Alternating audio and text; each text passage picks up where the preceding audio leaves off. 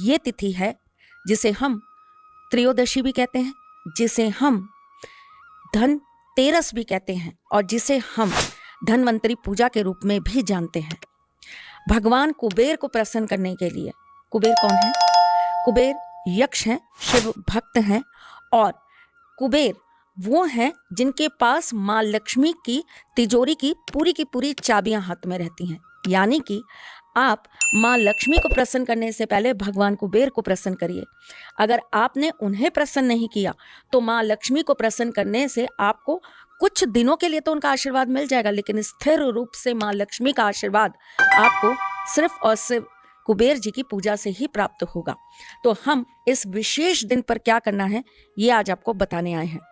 चलें आरंभ करें।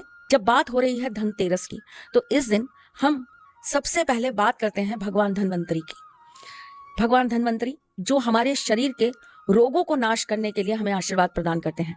भगवान धन्वंतरी जो हमारे जीवन में आरोग्यता का वरदान हमें प्रदान करते हैं। लंबी आयु, दीर्घ जीवन की हमारे जीवन में आशीर्वाद प्राप्ति उन्हीं के पूजन से प्राप्त होती है। तो इस दिन भगवान धन्वंतरी का पूजन जरूर करिए। क्या वो विशेष चीजें हैं जो हमें इस दिन ध्यान से करनी चाहिए? इस दिन 5 विशेष चीजें आप जरूर खरीद कर लाइए। सबसे पहली चीज पीली कौड़ी। इस दिन चाहे आप 1, 5, 7, 9, 11, 51 आप पीली कौड़ी जरूर खरीद कर लाइए। इस दिन सोने का, चांदी का या स्टील का एक बर्तन खरीदने का भी प्रचलन है। प्रथा है कि इस दिन हम चांदी का कोई ना कोई सामान खरीदते हैं, सोना खरीदते हैं या हम एक बर्तन जरूर खरीदते हैं। लेकिन साथ ही साथ इस दिन आप एक मंगल कलश भी जरूर लाइए। कलश जो कि मिट्टी का बना होगा और इसके अंदर आप एक तांबे का छोटा सा सिक्का या एक टुकड़ा डालकर इसको अपने घर में लेकर आएंगे। तीसरी विशेष चीज जो आपको इस दिन जरूर खरीदनी चाहिए वो है धनिया। जी हाँ, साबुत धनिया इस दिन जरूर खरीदा जाता है।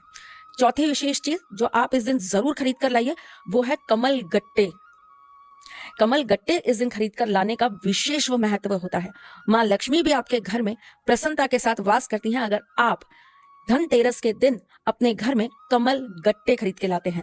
5, 11, 21, 31, 51, 108 या जितने आप चाहें उतने आप लाइए, लेकिन लाइए जरूर। 5वीं और सबसे विशेष चीज जो इस दिन आपको जरूर से जरूर खरीदनी चाहिए और उसके बिना आपका पूजन हमेशा अधूरा माना जाएगा, और वो क्या चीज है?